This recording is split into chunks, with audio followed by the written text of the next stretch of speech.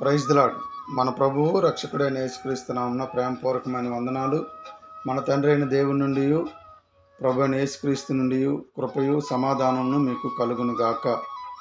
ప్రియ స్నేహితులారా, ఈ పూట పరిశుద్ధ గ్రంథములో వాక్యము చదివి ధ్యానిద్దాం. 1 సమూయేలు గ్రంథము 25వ అధ్యాయము 6వ వచనాన్ని చదువుకుందాం. ఆ భాగ్యవంతునితో నీకును నీ ఇంటికిని నీకు కలిగిన అంతటికిని క్షేమమవును గాక అని పలికి ఈ వర్తమానము తెలియజెప్పవలెను. మన ప్రభు అయిన యేసుక్రీస్తు ఆయన ఆరాధించే మనల నుండి కోరుకునేది ఒక్కటే, మనం దీవెనకరంగా ఉండాలి, దీవించేవారిగా ఉండాలి. ఒక రోజున శిష్యులను పిలిచి, మీరు ఏ పట్టణ గ్రామాల్లో వెళ్ళినప్పుడు ఎవరు యోగ్యమైన వారో తెలుసుకొని ఆ ఇంట ప్రవేశించండి. ఆ ఇంటిలోనికి ప్రవేశించినప్పుడు ఆ ఇంటి వారికి శుభమని చెప్పి వారిని దీవించమని చెప్పాను.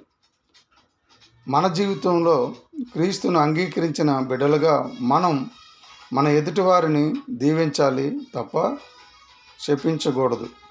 ఎదుటివారికి మేలు జరగాలని కోరుకోవాలి తప్ప కీడు జరగాలని కోరుకోకూడదు. మనం మంచి మనసుతో ఎదుటివారికి సహాయం చేస్తే మన దేవుడు మనకు సహాయం చేస్తాడు. ప్రార్థన చేసుకుందామండి. కృపా సత్య సంపూర్ణుడా, కృపగల దేవ, పరిశుద్ధాత్మల నీకు వందనములు, స్తోత్రములు తండ్రి.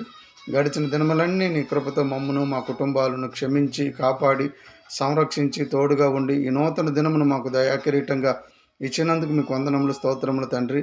యేసయ్య, ఆదరణ లేని వారికి ఆదరణను, ఆపదలో ఉన్నవారికి మీ కృపను, అనారోగ్యంగా ఉన్నవారికి ఆరోగ్యమును, రక్షణ లేని వారికి రక్షణను, మారు మనసు లేని వారికి మారు మనసును దయచేయమని యేసుక్రీస్తు నామమున ప్రార్థన చేయుచున్నాను తండ్రి.